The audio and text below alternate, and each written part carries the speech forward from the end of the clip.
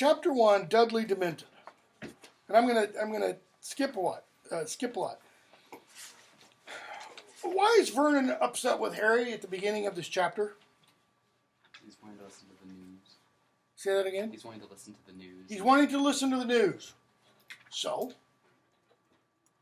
He thinks he's up to something? Thinks he's up to something. Because, according to Vernon, what 15-year-old in their right mind wants to listen to the news, right? I mean, that's not what 15-year-olds should be doing. Okay? Yeah. What does Dudley do for fun? Beats up 9-year-olds. Beats up, yeah, 9-year-old neighbors. Okay? So, Harry leaves the house, not leaves, but, walks down the street. And we're told, page 7, bottom of the page, he thinks he hears a magical sound. Maybe it wasn't. Perhaps he was so desperate for the tiniest sign of contact from the world to which he belonged, he was simply overreacting. Okay? Harry felt a dull, sinking sensation in his stomach. And before he knew it, the feeling of hopelessness that had plagued him all summer rolled over him once again. ... Okay? And we're told he would get up the next morning, 5 o'clock. Why? So he could pay the owl to get his daily profit. But why bother? There's nothing in the Daily Prophet. Well, there is a lot of stuff in the Daily Prophet, but what is Harry reading it for? Just the front cover to see if Voldemort made the news. Yeah, he wants to find out what Voldemort's up to, but he's only reading the front cover and every now and then the back cover. Okay? If he's lucky, he's thinking maybe he'll get some letters from Hermione and Ron, but what's he going to find out from them? Page 8. We can't say much about you-know-what, obviously, ... We've been told not to say anything important in case our letters go astray, ... Can't, quite busy, can't give you details. In other words, Ron and Hermione are what? Being shady, okay. Secretive. They're in on something. And Harry's thinking, I'm not. I'm being left in the dark. Bottom of page 8. What were Ron and Hermione busy with? Why wasn't he, Harry, busy? Hadn't he proved himself capable of handling much more than they? What did Dumbledore say to Harry at the end of the previous book? You've shouldered a grown wizard's burden. You've done much more than anyone had a right to expect of you. And now, what do they expect of him? Had they all forgotten what he had done? Hadn't it been he who had entered that graveyard, watched Cedric being murdered, been tied to that tombstone, nearly killed? Harry, don't think about that. Okay? Thinks of another letter. I know this must be frustrating for you. Keep your nose clean. Everything will be okay. Notice, almost the exact middle of that page 9. Two descriptions for Harry. Frustrated and angry. Yes. I feel like this whole, the over talking about him focusing on me is a key point that the author was Oh, yeah. Rowling was trying to get. Oh, yeah. Throughout the entire book. It's all teen angst. Well, yes, it is to some extent teen angst. I mean, he's 15 years old, hormones racing, He's got this girl over here. He kind of likes her. He's not sure. She likes him. They go back and forth. We're going to talk about that briefly. But his head's been gassed up ever since he entered the wizarding world. That he's the boy who lived. Okay, true. But what else? What has he discovered? And he's going to discover it more fully at the end of this novel. Ron and Hermione's thing? No. He is the chosen one. Possibly, but it's close to that. I mean, Dumbledore told him at the end of book 2, what? What did Voldemort do the night he cursed Harry? Transferred some of his powers. And Harry interprets that and says what? He put a bit of himself in me? Dumbledore said, yeah, I think that's a good way of putting it. Okay. Well, he asked Dumbledore, previous book, why does my scar hurt sometimes? And what does Dumbledore say? When he's feeling happy or angry. Okay? When he's feeling, when he's nearby. Yeah. So when Voldemort's nearby, you're going to feel it. And when he's feeling extreme emotion, happiness or anger, you're going to feel that too. That's before what, however? Louder. It's before he comes back. It's before he's fully back. So that's when Voldemort's in his, I don't know what you call it, fetal stage, baby stage, but now he's fully back. So the implication is what? Whatever that connection is, it's now stronger. Okay? Well, what do we see Harry acting like, at least in the opening? He's frustrated. He's angry. Kind of like Voldemort. Okay? So, he walks down the street. He crosses over Magnolia Crescent, turns down Magnolia Road, and heads down towards the park. Okay? Many English neighborhoods in London and in little suburbs outside London, you'll have a central kind of park area surrounded by roads, and on the roads will be apartment buildings or houses, sometimes houses, okay? And there will be a shared garden space, not garden for growing vegetables or flowers, but a walkway and grass and maybe some swings, park benches, that kind of thing. Usually, or in many of them, they'll be gated. There'll be fences around with a locked gate. Only the people who live around that particular square have a key to it. So, Harry goes down to the local one of these. Notice, he vaults over the locked gate. He's breaking and entering, okay, at this point. So, park's empty. He gets to the swings. He sinks down on one that Dudley and his friends had not yet managed to break, coils an arm around the chain, and stares at the ground. Describe Harry's mood. Depressed? Why is his arm coiled around the chain? Is he merely hanging onto the swing? I mean, he is doing that. He feels like he's wrapped in chains. Exactly. He's bound. He's tied. To what? He's looking at the ground. This is not where he belongs. Right? And he's thinking, tomorrow he's not going to be able to hide in the Dursleys' flower bed again. Why? Because Uncle Vernon and Aunt Petunia are going to be aware of that. He's going to have to find another way of listening to the news. In the meantime, he had nothing to look forward to but another restless, disturbed night. Because even when he escaped nightmares about Cedric, he had unsettling dreams about long, dark corridors, all finishing in dead ends and locked doors, which he supposed had something to do with the trapped feeling he had when he was awake. Like, he can't escape. Often, the old scar prickles uncomfortably. Notice, it's not now, it's just kind of once in a blue moon it hurts. Now it just kind of, bzzz.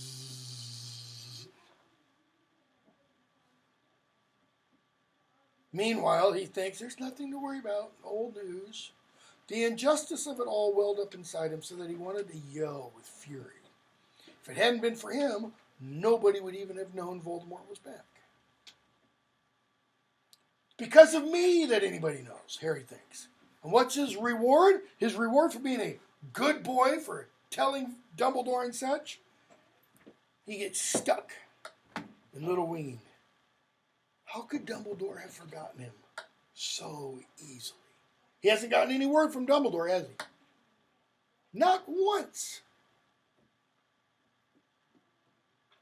He doesn't hear much from Ron and Hermione.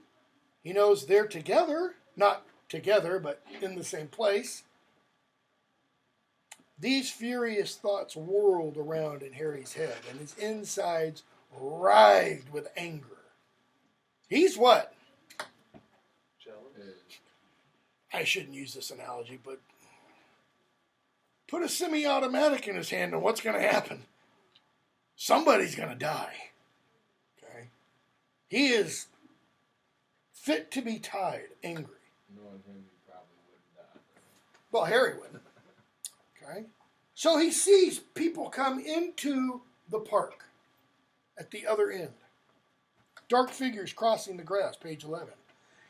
Harry's sitting there in a swing. That is, he's easily visible. And he's like, come on, look around. Come on, turn this way. Come on, look around. I'm all alone. Come on, have a go. He's thinking, come on, Dudley. You or one of your friends. Come take a swing. Why? If Dudley's friends saw him sitting there, they would be sure to make a beeline for him. And what would Dudley do then? He wouldn't want to lose face in front of the gang, but he'd be terrified of provoking Harry. It would be really fun to watch Dudley's dilemma. To taunt him. Watch him, with him powerless to respond. That's exactly what Voldemort was doing at the end of the True. And if any of the others tried hitting Harry, Harry was ready. He had his wand. Let him try. He'd love to vent some of his frustration on the boys who had once made his life hell. Notice, he would vent some of his frustration. What does that mean? When you vent something, what do? You let it go. You let it out. Okay, this is similar to something we saw in the previous book. Similar. It's analogous. It's not the same. How else can you vent something according to Dumbledore? Put it in the pensieve? spot. You can take excess thoughts you have and put them in the pensieve. To do what with them? To analyze, to examine them later. But Harry doesn't want to analyze or examine his thoughts. What does he want to do? Get rid of them. He wants to get rid of them. How? Using Dudley and his friends as a conduit. To use Dudley and his friends as a conduit. Conduit as in making them go through Dudley and his friends somewhere else? Does he want to give Dudley and his friends his frustration so that they go beat up Mark Evans again? No. What does he want to do? He wants to give Dudley and his friends Harry's frustration and anger. What would that be analogous to? Transferring some of his powers? Wouldn't Harry be like Voldemort there? Even though Voldemort did that accidentally when he gave Harry the scar. Harry now, what? He wants to do this intentionally. He wants Dudley to what? We've been told. To taunt him. He wants Dudley to suffer. But they didn't turn around. So he can't vent his anger. They did not see him. They were almost at the railings. Harry mastered the impulse to call after them. It's the first time we get this idea of Harry in this book, of Harry mastering himself. This will be the theme of this book. Harry must learn self-control. He's got to. He's going to go on to school. We're going to see Umbridge, and we're going to see McGonagall make it clear as day. Potter, you must practice self-control. Why? Because she's going to get you if you don't. You're going to keep having detention. Okay? Seeking a fight was not a smart move. He must not use magic. He'd be risking expulsion again. Little bit of foreshadowing. Because what happens when he very shortly uses magic? Well, he gets a letter of expulsion. So, Dudley and his friends leave, and what does Harry do? Does he give them plenty of time to go on, arrive home? He leaves pretty soon, right behind him. He said he had to be back either before or at the same time as Dudley. Okay? So, they leave, and Harry thinks to himself, there you go, Sirius, I'm being a good boy, nothing rash, kept my nose clean. Exact opposite of what you would have done. And the exact opposite of what you'd have done, I don't think he means the you singular. You just Sirius. I think he means you and Lupin and my dad. And so, he goes up and he follows behind Dudley and his friends. And we hear Pierce Polkus say, nice right hook, Big D. Same time tomorrow, says Dudley, around my place. So they all leave. Harry, hey, Big D. how does he mean it here? Okay. Sarcastically. He's not going to mean it sarcastically in the 7th book. Dudley, oh, it's you. So how long you been Big D then? Shut it. Cool name, but you'll always be Ickle Diddykins to me. Ickle Diddykins? Who calls him that? His mom. I said, shut it, said Dudley, whose ham-like hands had curled in 2 fists. Well, how come Dudley is no longer the size of a baby killer whale? Boxing and dieting. He's taken up boxing, and he apparently has a knack at it. He's the All-Southeast champion. Okay? So, Dudley's ripped. Dudley's no longer a fat slob. So, challenging Dudley this way, not a really bright move on Harry's part. But then, Harry's not necessarily the brightest bulb in the box either. That would be Hermione. Okay? Don't the boys know what your mom calls you? Shut your face. You don't tell her to shut her face. What's he doing? Taunting. I mean, the bellows is on the flame, and he's just heating it up. Well, what about Popkin and Dinky Diddykins? Diddyums. Diddy-dums, sorry. Can I use them then? Can I call you that? Dudley said nothing. The effort of keeping himself from hitting Harry seemed to be demanding, notice, all his self-control. Dudley can practice self-control.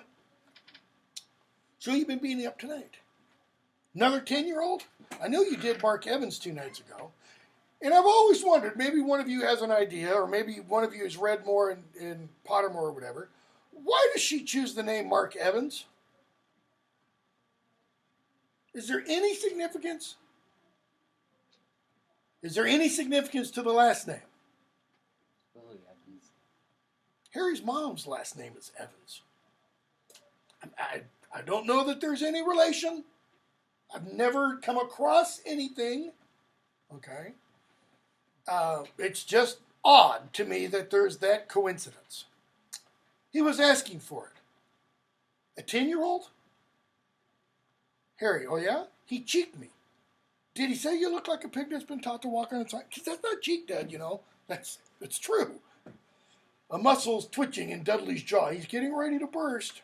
It gave Harry, notice, enormous satisfaction to know how furious he was making Dudley. So what does this tell us about Harry right here? Okay, what is he causing Dudley? Kind of like a struggle, internal struggle. Okay? He's making Dudley furious. Does it feel good to be furious? To be spitting nails mad? No, it doesn't. And yet, notice what Harry is getting from that. He's getting pleasure from somebody else's pain. Does that sound like the Harry we've come to know? No, it doesn't. He felt as though, and now she makes it clear, he felt as though he was siphoning off his own frustration into his cousin, the only outlet he had. He's turning Dudley into his pensive. Not, however, to examine those thoughts. It's for what purpose? To get rid of them. To get his frustration out of himself. Why did Death Eaters kill in the past? For fun. Harry's doing this for fun because he can. Okay? Is he putting some of himself into Dudley? His frustration? I mean, just 5 minutes prior to this, how was Dudley feeling? Pretty good. Been a good night. Beat up a 10-year-old. Yeah, you know. His friends called him nice names. Big D, you know. His friends, his gang, his, if you want to go this far, Death Eaters. Okay. So they keep going on. And what does Dudley do? Rather quickly, he turns those tables. Not such a big man at night, are you? Harry's like, it is night, Dudley. You know, it's what happens when the sun goes down, it gets dark. He goes, no, I mean in bed. When you, Cedric, Cedric, Cedric. What is Cedric, your boyfriend? What's Harry do at that point? Page 15, right in the middle of the page. Shut up, Dudley. Shut up. I'm warning you. Dudley could say, yeah, well, I told you to shut up, and you didn't shut up, now did you? Payback's fair play. Oh, come and help me, Dad. Mom, come and help me. He killed Cedric, Dad. Oh, he's in it. Dudley backs into the alley wall. Why? Because Harry's pointing his wand directly at Dudley's heart. You know, in Harry's hand, the stick is what? It's a loaded weapon. Dudley is smart enough to realize that. He's kind of gone, back off. You know, okay, I'll back off. Harry could feel 14 years' hatred of Dudley pounding in his veins. What wouldn't he give to strike now? Okay. Dudley tells him to put it away. Suddenly, it goes dark. Harry thinks he'd done magic, and he's like, wait a second, I'm not that strong. I can't make the lights go out. I can't make the stars and the moon go blank. Page 16, just about middle page. But the darkness pressed on his eyes like a weightless veil. Now, we've already seen Rowling likes to play with individual uses of words, especially words where you can rearrange the letters and get different things. Tom Marvolo Riddle, I am Lord Voldemort. The Chamber of Secret is opened again. McGonagall asks, how, Albus? He says, not how, but who? W-H-O, H-W, whatever. W-W-H-O. Yeah. H-O-W-W-H-O. Weightless veil. Rearrange the letters. A weightless evil. Well, we've seen those before. They're called Dementors. We also get the veil at the end. Oh, yeah. Yeah, we'll talk about that veil quite a bit. Okay? So, Dudley tells Harry to stop it. Harry's like, I'm not doing anything. Stop it. Harry tells him to, be quiet. Dudley punches him, knocks the glasses off. Harry tells him to keep his mouth shut. What does Dudley think? When Harry says, keep your mouth shut, Dud, stop talking? What does Harry mean? No kissing, just don't let it suck your soul out.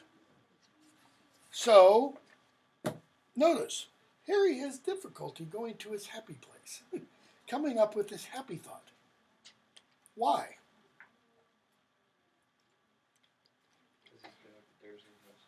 Okay, could be. What is his happy thought?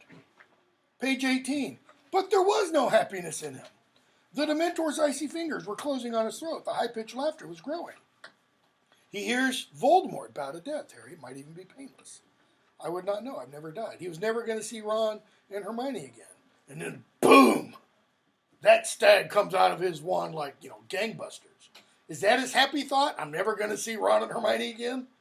No. It's the thought of seeing Ron and Hermione. Okay? So why did it take him a while? Because He was mad at them. he was focused on himself. He was focused on himself. He wasn't, even when he was playing in his mind the letters from Ron and Hermione, what was he thinking of? Himself. He wasn't thinking of them. He was thinking of his problems, his pain, his sorrow, his, why does everybody leave me out? His, why me, God? It's always my fault. 15-year-old angsty stuff. Okay? So, Harry gets rid of the Dementors, and we see Mrs. Fig when he puts his wand away. Don't put it away, boy. So she helps him get home. We find out Dumbledore's been having Harry watched by Fig and Mundungus Fletcher. He gets home and he gets a letter from Mafalda Hopkirk telling him, you're going to be expelled and your wand's going to be seized and broken. Okay? So, you're never going back to Hogwarts and you'll never be able to do magic again. Now, what might Harry might as well do at this point? Run away or kill himself. Point the wand at his head and say whatever, he would need to say. Okay? He pulls out his wand on Uncle Vernon. Says, get out of the way. Page 28. Vernon says, no, you're going to stay. You can't pull that on me. You're not allowed. Harry. Yeah, well, the madhouse just chucked me out, so I can pretty much do whatever I want. That is, they're going to come take my wand. Okay. So, he gets another letter. This one from Arthur Weasley. Page 29. Dumbledore's trying to make it all right. Trying to sort it out. Okay. What else? Don't leave. Don't do any more magic. And don't surrender your wand. Okay, one of those is really easy. Which is it? Don't leave. Don't surrender your wand and don't do magic. That's kind of hard, because what if a fully qualified, trained wizard comes to take his wand? How is he not supposed to let him take it? Please? Please don't take my wand. Dumbledore's going to fix things. He doesn't know anything about Dumbledore at this point, does he? So, Harry stays put. Dudley tells him what happened, and Harry explains, I'm in trouble because I did magic. Okay? Dudley tries to explain how he felt, page 31, and Harry finishes his sentence.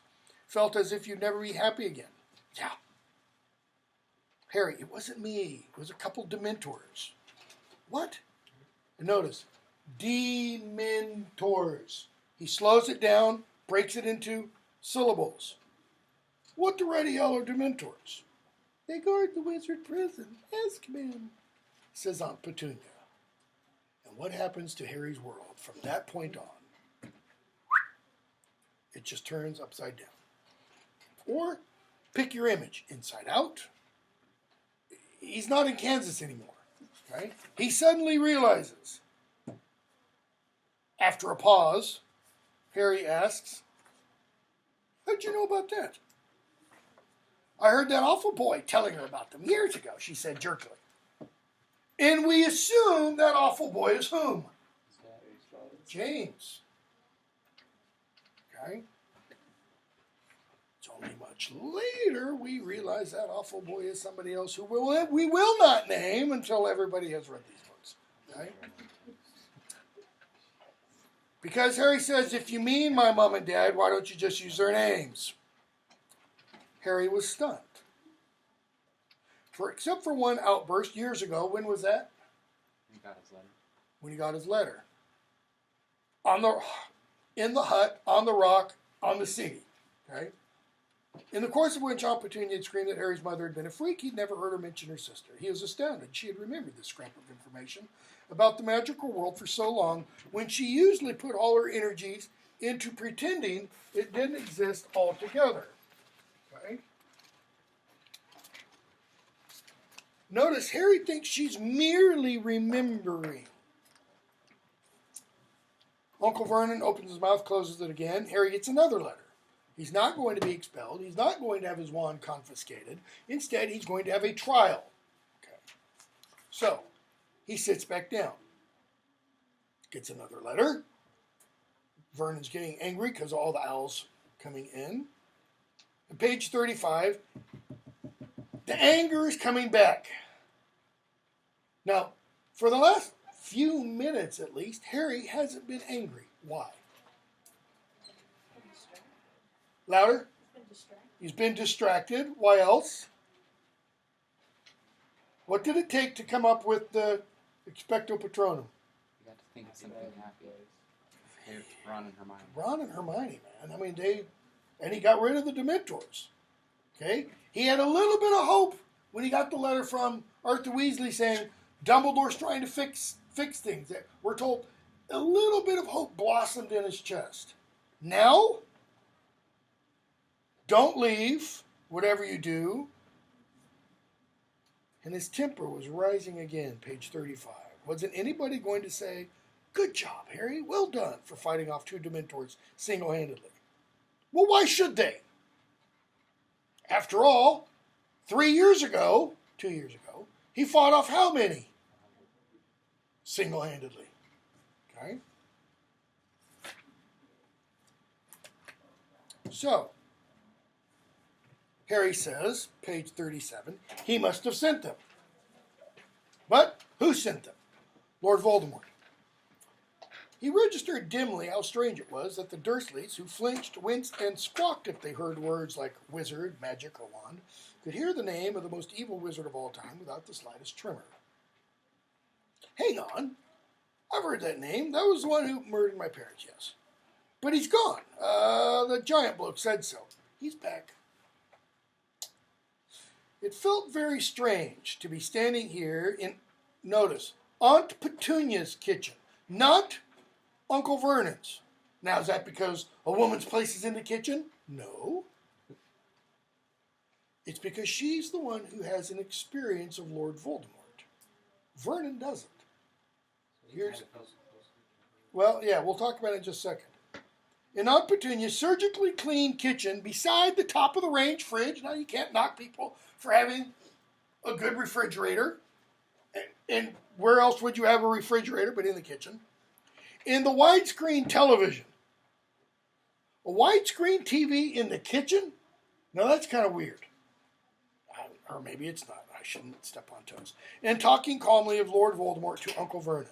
The arrival of the Dementors and Little Winging seemed to have caused a breach in the great invisible wall that divided the relentlessly non-magical world of Privet Drive and the world beyond. What does she mean, she, Rowling? Well, there's the world, and there's Harry's world. Or, another way of putting it, here's the world of Privet Drive, or the Muggle world, and here's the Wizarding world, okay?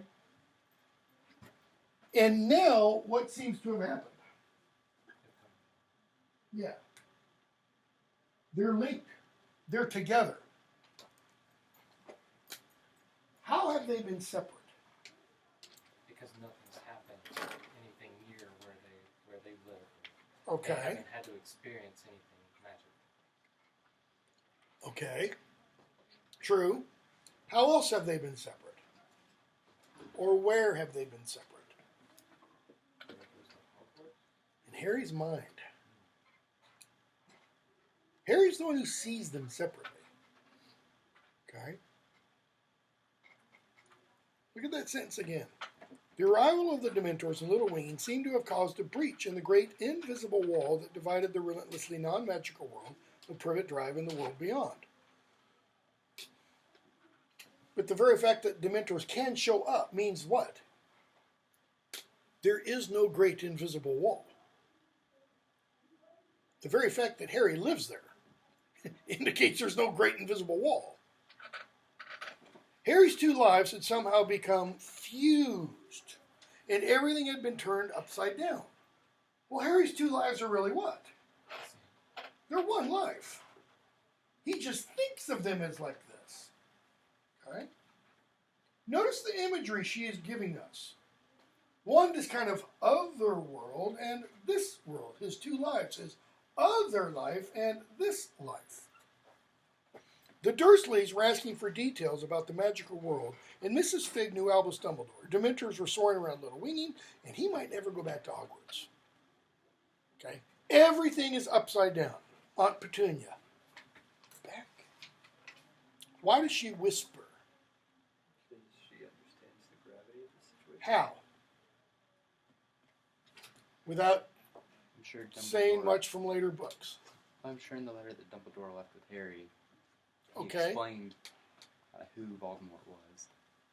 She's going to get a howler at the end of this chapter. What's it say?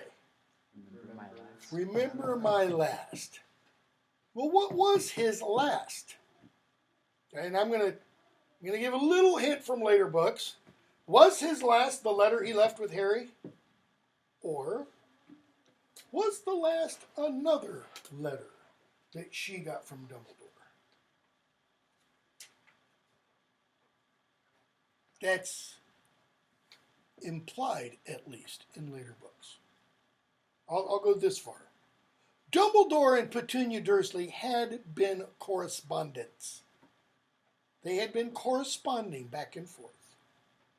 I won't say anything else. Maybe in one of those letters, Dumbledore had said some things. Maybe. I have no proof. We do know he left the letter with Harry, which we're going to find out a little bit about later on. Okay? She was looking at Harry as she had never looked at him before, and all of a sudden, for the very first time in his life, Harry fully appreciated that Aunt Petunia was his mother's sister. He could not have said why this hit him so very powerfully at this moment. All he knew was that he was not the only person in the room who had an inkling of what Lord Voldemort being back might mean. Aunt Petunia had never in her life looked at him like that before. Her large, pale eyes, so unlike her sister's, were not narrow in dislike or anger. They were wide and fearful. The furious pretense that Aunt Petunia had maintained all Harry's life, that there was no magic in no world other than the world she inhabited with Uncle Vernon, seemed to have fallen away.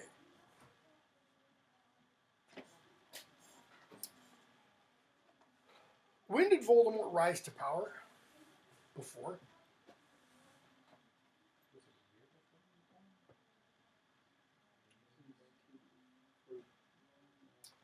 No, not then, because that's not really the rise to power. I mean,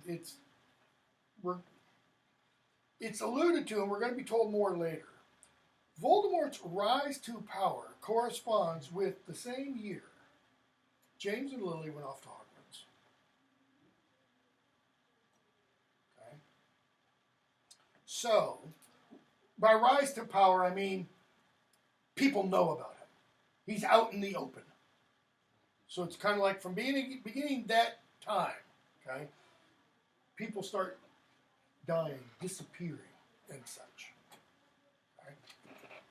That happens, that out in the open, so to speak, about the same time James and Lily go off to Hogwarts. James and Lily go off to Hogwarts, and they don't know each other from Adam and Eve. Lily does know somebody else. James might know some others, but we're never actually told. Okay? He meets Sirius at Hogwarts. They become fast friends, all that kind of stuff. So what does that then mean? If Voldemort's rise to power, his kind of being outed, begins then, and he gets more powerful each of the following years, well, what is happening simultaneously? James and Lily are getting older, more knowledgeable, more powerful, stronger. They leave Hogwarts. They get married. Voldemort is still rising. Okay. It's not long after they leave Hogwarts, get married, that they're killed. They're both 21. 4 years later. Okay. So, notice what happens there. They start 11th birthday. 10 years later, it's essentially like an 11-year kind of rise or thing. And we get this idea of 11 later on a couple places. So,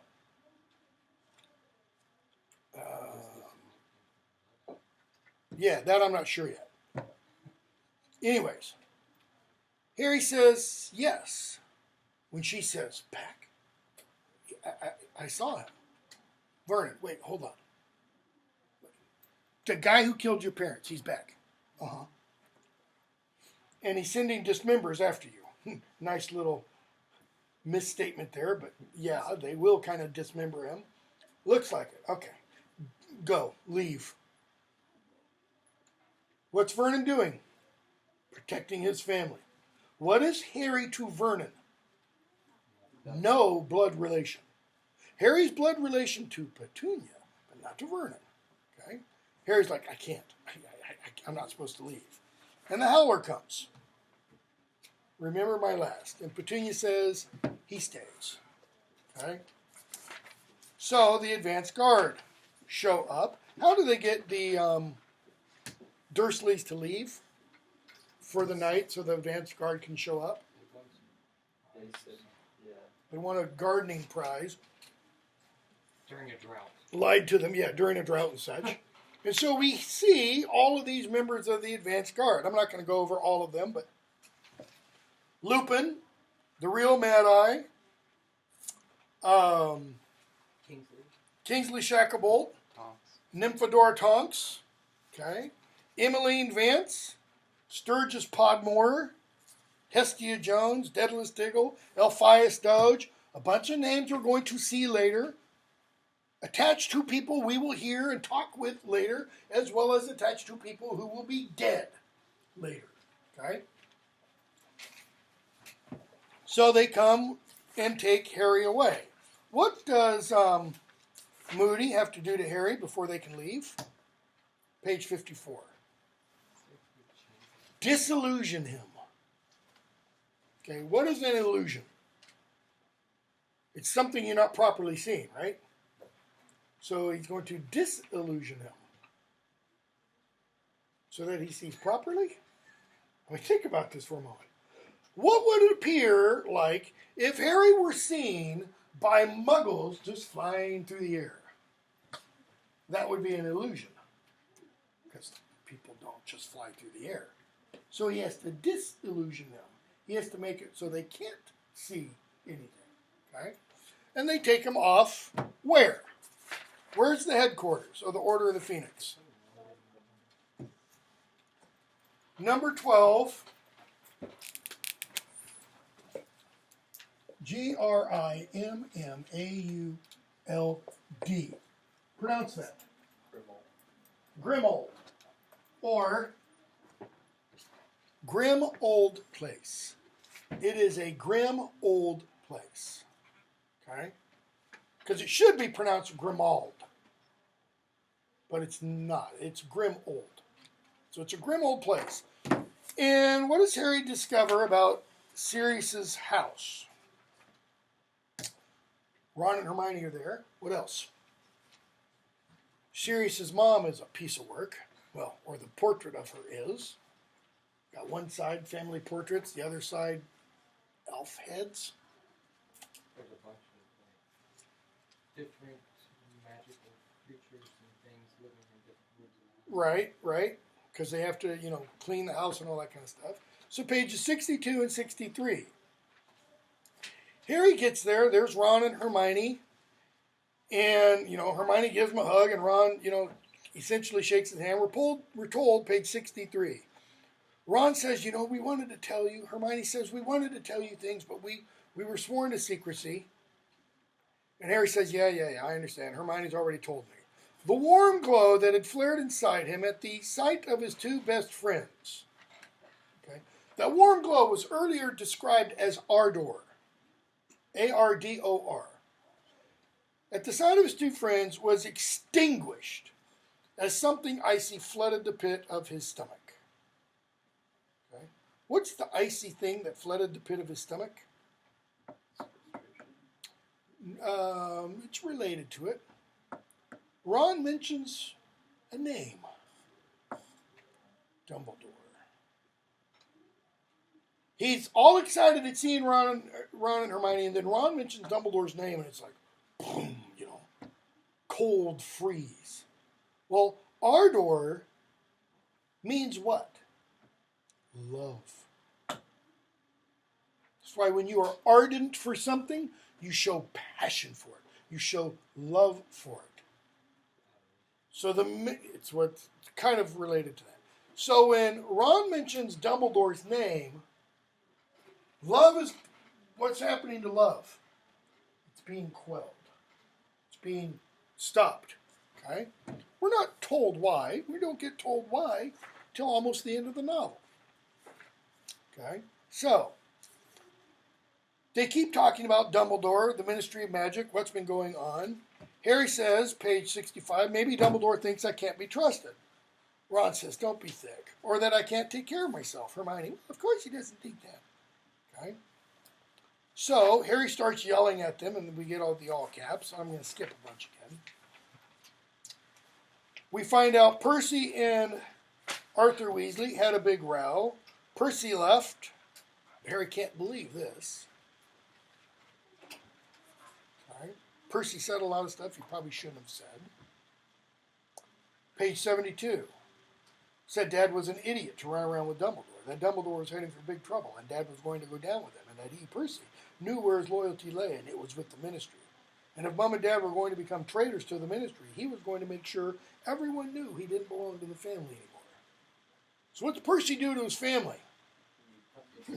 Middle finger salute. Okay. So Hermione finally gets around to asking Harry, so have you been getting the Daily Prophet? Yeah. And you've been reading it thoroughly? Well, not cover to cover. I mean, if there's anything about Voldemort, where's it going to be? Front page. So she explains what's happened to Harry's... Is it even fair to say what's happened to Harry's reputation? What kind of reputation did Harry have before the Daily Prophet started writing things? I mean, what kind of things was Rita Skeeter writing in book 4? He's friends with Hagrid.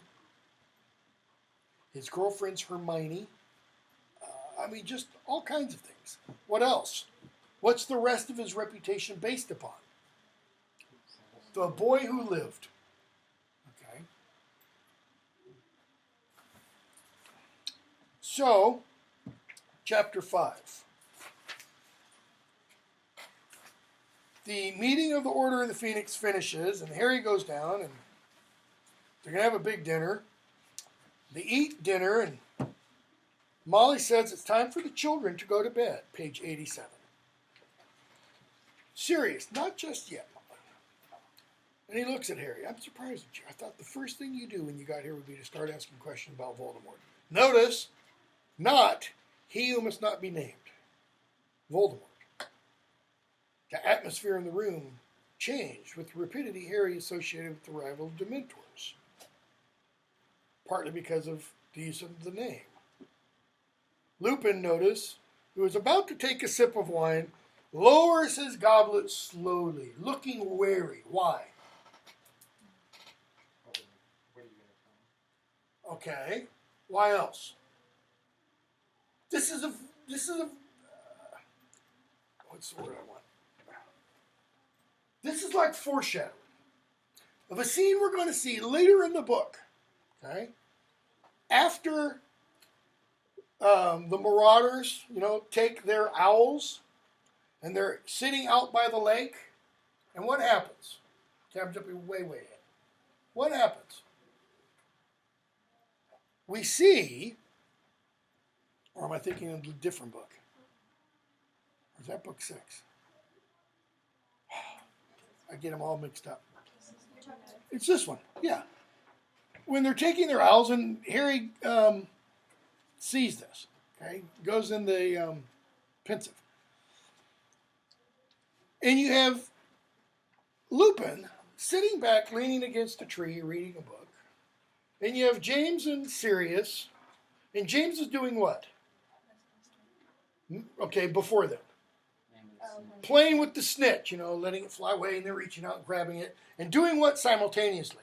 Keeping an eye on the cute girls so that he mushes his hair back and, looks all Fabio-ish. Okay?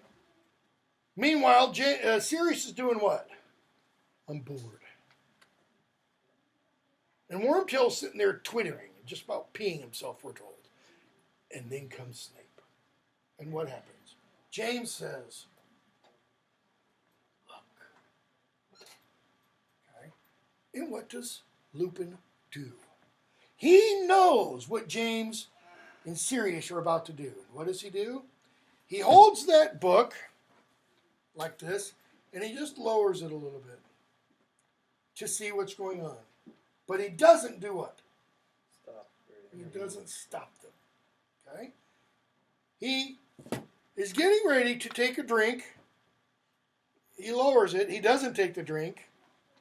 Does he know what's about to ensue? Yes, he does. Does he suggest to Sirius, Sirius, wait, this can happen later? No, he doesn't. Why not?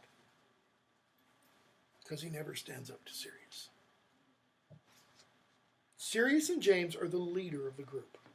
Sirius and James are the yin and yang of the group. Lupin's like the moral conscience of the group, but he doesn't act on it. Okay? So, Harry says, I did ask. I asked Ron and Hermione. But they say we're not in the order, so we're not Mrs. Weasley. And they're quite right. You're too young. Go to bed now. Siri, since when did someone have to be in the Order of the Phoenix to ask questions? Hello? Just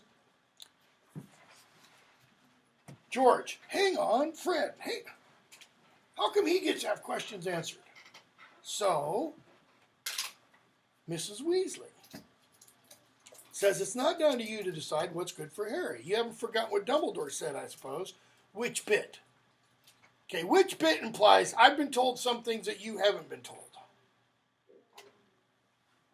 The bit about not telling Harry more than he needs to know. He says, I'm not going to tell him more than he needs to know. Well, what's the important word there? Or words? Needs to know. I'll bet Sirius thinks Harry needs to know more than Molly thinks Harry needs to know. Okay? Molly, he's not a member of the Order, and he's only 15. And he's dealt with as much as most in the Order and more than some. More than some means you, Molly. Who was in the previous Order of the Phoenix? Nope. Nope. None of the Weasleys were in the previous Order of the Phoenix. Sirius was, Lupin was, James was, Lily was, Moody was, Mundungus Fletcher was, Arabella Figg was, Hagrid was. There's a whole list of people. Most of the people who came to rescue Harry. Well, some of them. Daedalus Diggle was, Ophias Doge was, okay. Tonks wasn't, Kingsley Shacklebolt wasn't, etc. Okay? So when he says he's done more than most and more than some, quiet, Molly. No one's denying what he's done. She says, but he's still serious. He's not a child. She says he's also not what? James. He's not James. Okay? So they go back and forth. And finally, she appeals to what? Arthur! Back me up here, Arthur! And Arthur pulls the knife very gently out of the scabbard and proceeds to stab her in the back. Because he doesn't support her. He doesn't back up his wife. He says, Dumbledore knows the position has changed, Molly, page 89. He accepts Harry will have to be filled in to a certain extent. Lupin says, I think it's best if Harry gets certain facts from us rather than where? Rather than a garbled version from others. What's Lupin telling us? I know all about your little extendable ears. Okay? He's saying, it's better that he hears what? The real truth, as opposed to what Fred and George tell him, or what they might hear muffled through doors. A little bit of foreshadowing here. Because what's the problem with the prophecy Voldemort hears? It's not the full truth. It's garbled. Okay? So, who does Molly finally get to kick out of the room? Ginny. Ginny's the only one. Yeah, come on. I think the extendable ears could be sort of imagery referencing that game that kids play, like when you telephone. Could be. Yeah, because what happens by the time it comes around? Okay. And the prophecy that was reported to Voldemort was not the same thing that Dumbledore directly heard. It was part of it, but it wasn't all of it. Okay? So there's another instance of, eavesdropping is really never good. So, Harry says, I want to know what's going on. Mrs. Weasley, very well. Page 90. Ginny, Ron, Hermione, Fred, George, out. Fred and George, we're of age. Can't kick us out. Ron, if Harry's allowed, why can't I? Ginny, I want to. Mrs. Weasley, no. Okay, so Mr. Weasley says you can't kick Fred and George out. They get to stay. Okay, Ron, Harry's going to tell me and Hermione anything. Anyways, so won't you, Harry? Harry, yeah, of course. Fine, Ginny, bed. What should Ginny say there? No. Hermione's going to tell me. Of course, she'd go, right, Hermione? And what would Hermione probably say? Well, no, if your mother doesn't want you to know, Ginny dear, then I can't tell you. In which case, Ginny would put a double bat hex on her, probably. Okay? So, Harry, where's Voldemort? What's he doing? Been trying to watch the Muggle news. What's going on? Because what's he expecting? He's expecting what Sirius told him back at the cave in Hogsmeade. People are dying left and right. People are disappearing. Nothing's happening, Lupin says. Okay? Lupin says, you messed it up. How? You weren't supposed to survive, Sirius says. Nobody apart from his Death Eaters was supposed to know he'd come back. But you survived to bear witness.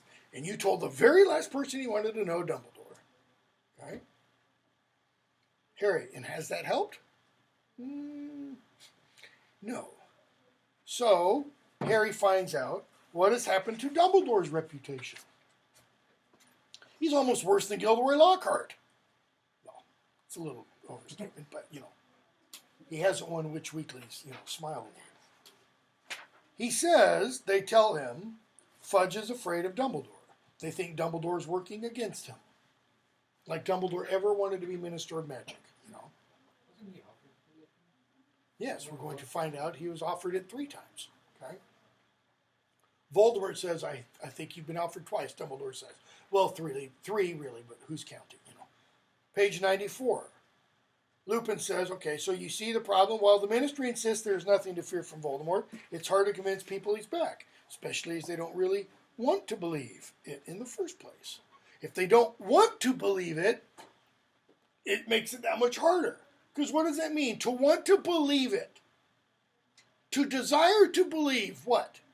That evil is real? A lot of people want to think, the Parkland shooting the other day. You're hearing all kinds of excuses for why in the world did this happen. What do we need? We need gun control. When do we need it? We need it yesterday. Okay. You know what the greatest number of people killed in a school terrorist event was? Had nothing to do with guns. It's back in the 1930s. It's a school in Michigan. A guy blew it up. Explosives. In the 30s, I think it was. Okay? Yeah, you could take away guns. What's going to happen? Find some other way. The same day, I think it was, that you had this thing in Florida. Some crazy person in China went on a machete attack. Killed 30-some people. Okay? So that's one thing. That's one answer. What else? What other causes? Well, guy was depressed, or a guy was hearing voices, the guy was suicidal, the guy, there's a meme going around Facebook. If you see somebody lonely, be their friend. Yeah, well, some people who are quote-unquote lonely don't want friends. So if you try to be their friend, what are you going to do? You're going to piss them off. Make things worse. Okay, what's the one thing being overlooked in all of these? Remember that great line from the Batman Begins? Alfred talks to Batman about the Joker. Anybody remember what he says? Some men just want to see the world burn. What does that really mean? There is real evil. It's it. That's all it means. Some people just want to kill. Okay? Lupin is kind of raising it. So, they're discrediting Dumbledore, and they get closer and closer and closer to the heart of the matter, and Lupin finally says, we need to stop. We can't say anymore. So we get chapter 6. The noble and most ancient house of Black. What's the importance of this chapter? What do we find out? That all the pure-blood wizards and humans are related. Okay, all pure-blood wizards are related because they had to intermarry. What's the black family motto? Anybody remember? Toujours pur. Always pure. Okay. Who's Sirius related to? Bellatrix? Malfoys. Malfoys? Lucius and Narcissus? Who else? Weasleys. Weasleys? Where are they on the family tapestry? Removed the blood trace. Burned out. And if you go to, the studio tour outside London, and you've got this tapestry that's almost the size of this wall.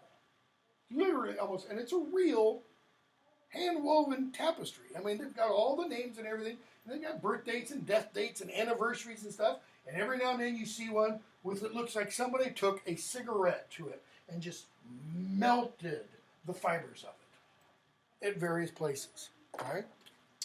What else is important about this chapter? Because I'm going to skip a bunch. You learn where creatures loyalties are. And they are his mistress, Bellatrix. Okay. Meanwhile, Hermione is thinking and doing what regarding Creature? Creature isn't really evil. He's what? He's just lonely. He's a friend. He's just lonely, needs a friend. He's misunderstood. True or false? Mostly true or mostly false? Yes and no, though. He is evil. Why is he evil?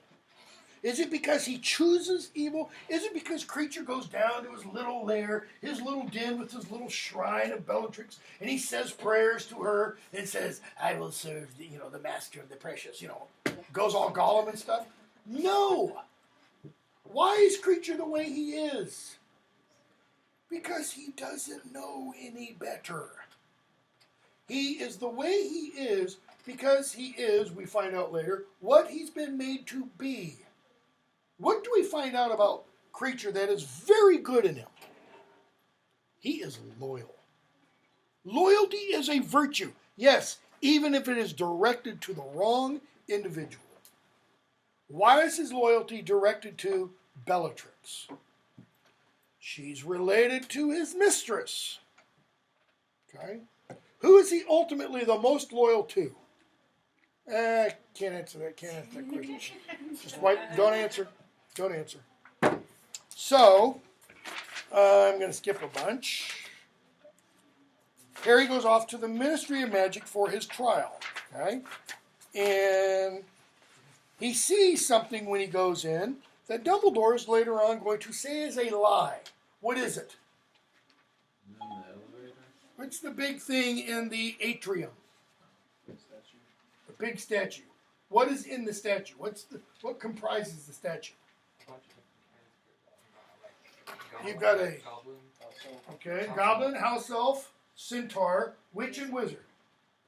The wizard is standing there holding his wand arm up, and the witch, swimsuit model in clothing, kind of, and the goblin and the house elf and the centaur standing around a little bit lower, looking up at them with adoration in their eyes. Okay? Dumbledore says later, it's a lie. Why? Because what would that goblin do if he had the chance? Gut him. Same with the centaurs. I mean, we're going to see what the centaurs think of. Well, we've already kind of seen it, haven't we? Right? So he goes on with Mr. Weasley, and what does Mr. Weasley find out? What has happened to the trial? It's been moved time-wise and location-wise. Where is the trial now held? The old chambers, we're told. And Harry gets taken down to this room, and he has to go down. I had a student point this out a few years ago. It never occurred to me. He has to go down, if I remember correctly, 9 levels. The student of mine wondered, is there any possible link between that and Dante Alighieri's Divine Comedy And the lowest pit of hell is the ninth circle of hell. Okay. I said, possibly, because you do have traitors there. Who's the traitor down in this ninth level? Percy. Blood traitor? I mean, the very term creature has been using to describe Sirius, blood traitor. Percy's a blood traitor. He's a traitor to his blood. Okay? Yes. I know the most obvious reason why they changed the location, but I'm wondering too if it was kind of the fact, like high-profile cases in court things where they are public. A lot of times they change the Venue. courtrooms last minute, so that way there's not a lot of people in there that they don't want. Possibly. Is this a high-profile case? Is this a But Harry Potter's. Is this But a it's Harry major Potter. crime? I think they want to make it one. Fudge wants to make it one. I was Okay. gonna say, could Fudge also be considered a traitor? He's a traitor to the wizarding kind by refusing to accept the truth. It's a good point, but he's the minister of magic. And what have we seen in the wizarding world? Who's above the law? Or is the law above everyone? He can fudge the law. His decrees. Well, not only his decrees.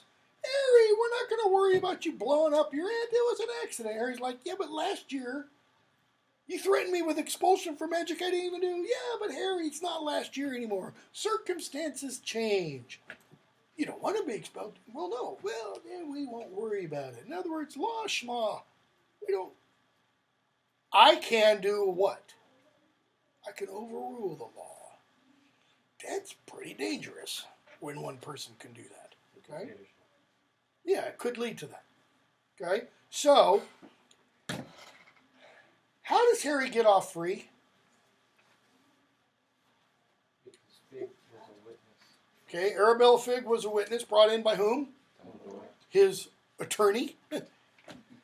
His counsel for the defense? Has Harry talked to Dumbledore prior to this? Nope, Dumbledore just shows up. Okay? How does Dumbledore, however, get him off?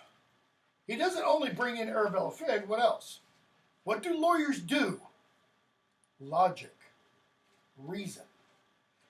If there were Dementors, okay, yeah, I mean, well, let me back up.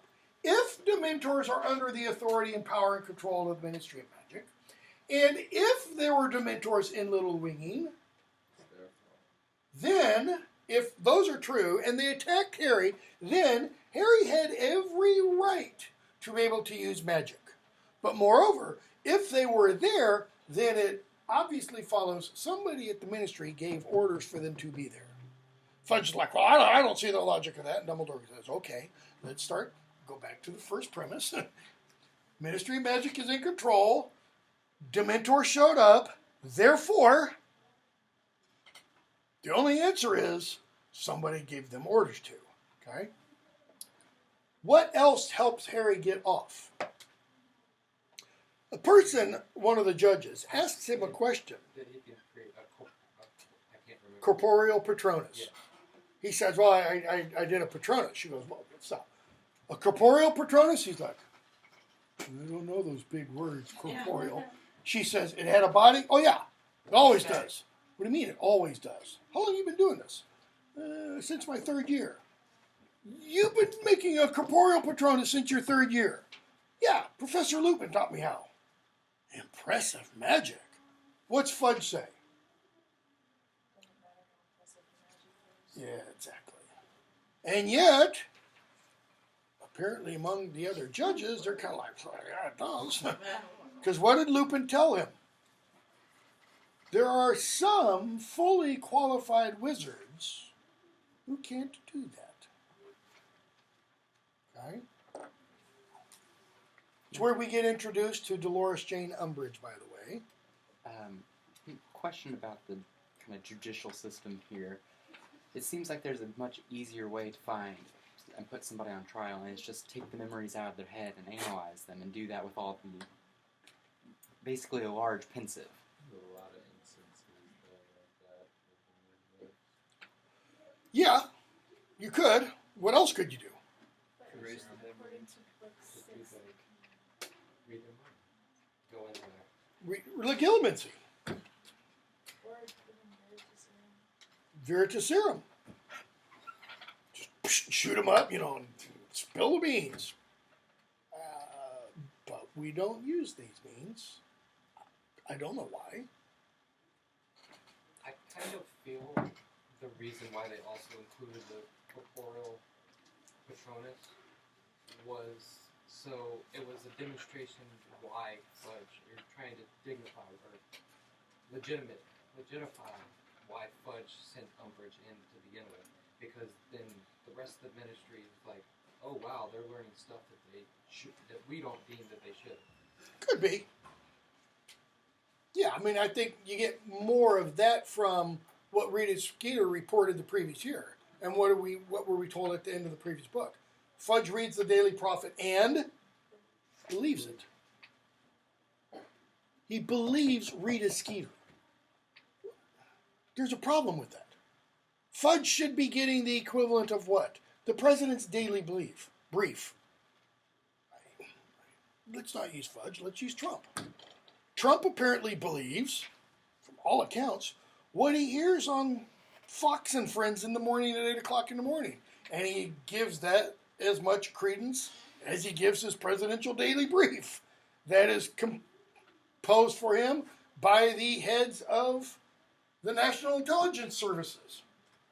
Okay, now I think let's be fair to the guy, you could probably say, yeah, but these are the same services who said collusion, collusion, collusion.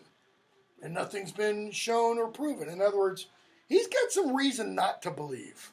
Fudge doesn't have any reason not to believe Dumbledore. Other than the little world he's created, poof, it just disappears. Okay? So, Dumbledore gets him freed, and Harry leaves. And he goes out with Mr. Weasley, who's waiting outside the courtroom. Notice he's not in there. Okay? And Mr. Weasley starts to escort him up. And page 154, they run into Fudge and a friend, Lucius Malfoy. Well, well, well. Patronus Potter, says Lucius Malfoy. Patronus Potter. Saint Potter. That's what that means. Protector Potter. Defender Potter. Deliverer Potter. Guardian Potter. Minister was just telling me about your lucky escape, Potter. Quite astonishing the way you continue to wriggle out of very tight holes. Snake-like, in fact. Harry, yeah, I'm good at escaping. Okay, now keep in mind, when did they last see each other? When Voldemort came back. Yeah, in the graveyard. Okay. Oh, and Arthur Weasley, too. What are you doing here, Arthur? I work here. Not here, surely. Raising his eyebrows. I thought you were up on the second floor. Something with Muggle artifacts. That is, down here is too important for you. Okay. Harry, what are you doing here? Well, that's an impertinent question for a 15-year-old to ask somebody who's in his 30s. I don't think private matters between myself and the minister are any concern of yours. And what do we... Here, just because you are Dumbledore's favorite boy, you must not expect the same indulgence from the rest of us. So, Harry goes back off to the Weasleys. They throw a big party. And, let's see. Before the party, Ron and Hermione and Harry and Ginny, they all get their letters from school, Fred and George. And what do we hear? What do we learn? Ron and Hermione are made prefects. Harry is not. So, Harry goes off to his room and kind of sulks. And pages 166 and following, he thinks of all the reasons why he should be prefect and Ron shouldn't. Okay? Now, put a mark in your book, because later on, page 327, in the hardback at least, I'm pretty sure it's the same in the paperback, somebody's going to say, Harry, I think you ought to teach us Defense Against the Dark Arts. And he's going to go, no, it's not a good idea. And he's going to use the opposite of these arguments that he gives us on 167 for why he shouldn't teach Defense Against the Dark Arts. In other words, here he thinks to himself, why them? Bottom of 166. Well, Ron and Hermione were with me most of the time, says the voice in Harry's head. But Harry says to the voice in his head, yeah, but not all the time. They didn't quite fight Quirrell with me. They didn't take on Riddle and the Basilisk.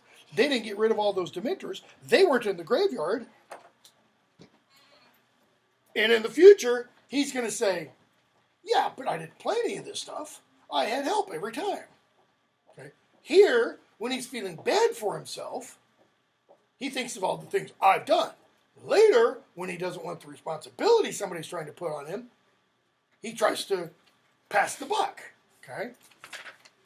So, they have the meal, and Molly asks Moody about something up in the drawing room, and he says, yeah, page 169, it's a boggart.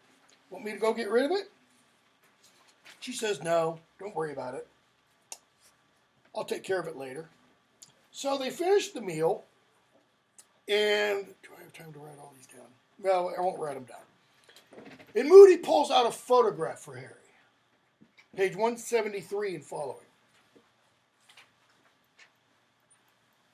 Old Order of the Phoenix. There are, if I remember correctly, approximately 22 names listed here. Moody says, there's Dumbledore, there's Daedalus Diggle, there's Marlene McKinnon, killed 2 weeks after the picture. Okay. Frank and Alice Longbottom, they're not dead. They might as well be, right? Okay. So there's 3 dead so far. Marlene McKinnon, Frank and Alice Longbottom. And there's Moody, Dumbledore, Daedalus Diggle. So far we have what? 50% alive, 50% dead or disabled. Put it that way. Poor devil, says Moody. There's Emmeline Vance. You've met her. We'll leave her alone. There's Lupin. There's Benji Fenwick. Yeah, he's dead too. Who is Benji Fenwick, by the way? No, sorry. Wrong one. Benji Fenwick, they only found bits of him. There's Edgar Bones, brother of Amelia Bones. He's dead. Guess what? She's going to be dead too, beginning of the next book. She's the one who said, a corporeal Patronus? Wow, impressive. Caradoc Dearburn, he's dead. There's Hagrid, obviously still alive. Aphias Doge, he's still alive. Gideon Pruitt, took 5 Death Eaters to take him. And his brother Fabian. They fought like heroes. Okay? I think it's Gideon. Who are Gideon and Fabian Pruitt? Molly's brothers. Harry is given a watch, book 7, for his 17th birthday that belonged to one of Molly's brothers. I think it's Gideon. Okay? And it has a dent in it. She says, I never did take care of these things properly. It could be it has a dent in it for another reason. Okay? Nope. So, who else? He makes the others move along. There's Aberforth, Dumbledore's brother. Dorcas Meadows, Voldemort killed her personally. There's Sirius, when he still had short hair. Who else is there? Wormtail, James and Lily. Now, I'm pretty sure if you add them all up, I usually write this on the board so I get them all down. It's just about 50%. 50% of the old Order of the Phoenix is either dead or disabled. Okay? So now let's start talking the new Order of the Phoenix. All the Weasley family but one, I know. Ron and Ginny don't really count because they're underage. Fred and George aren't really in the Order of the Phoenix, but they kind of are. Okay? Who else? Dumbledore, Sirius, Snape. Okay? Harry, kind of, but he's too young. Lupin, King. Tonks, Shacklebolt, Ephias Doge, Hestia Jones. There's a whole bunch of people. Guess what's going to happen when we get to the end of book 7? About half of them are gone. Okay? Why is this important? Because Harry leaves from here and he goes upstairs and he sees Mrs. Weasley in the drawing room. And what does he see? Mrs. Weasley, ridiculous, bottom of 175. Mrs. Weasley saw, pointing her shaking wand at Ron's body. And Harry's like, what? Ron's downstairs. Crack. Ron's body turns into Bill's, spread-eagled, on his back, his eyes wide open and empty. Mrs. Weasley, crack. Mr. Weasley's body replaces Bill's. No, ridiculous. Crack, dead twins. Crack, dead Percy. Crack, dead Harry. Harry's like, oh, Mrs. Weasley. Makes me feel good. Okay? Crack. Get out of here. Lupin comes in. And notice, Lupin and Sirius are the ones who console her. I mean, she's probably still a little angry at Sirius. Okay? She says, Harry, what you must think of me. I can't even get rid of a bogger. He says, don't be stupid. I'm just so worried. Half the family's in the order. He's just seen what happened to half the previous order. This is not an irrational fear she has. Plus, she has that damn clock at home. Remember what the clock says? Number 12, mortal peril. Okay? She says, what's going to happen to the kids? Sirius and Lupin. Don't worry, we'll take care of them. I'm sure she's like, well, that's a big sweat off my brow, you know. Sirius and Lupin are going to take care of them. Great, yeah, really. Okay, we'll pick up with Luna on whatever day, Thursday. Let's plan on a quiz over, let's make it big, like the first half. Okay? Because we've got to get up. We've got to cover a lot more. Does it never say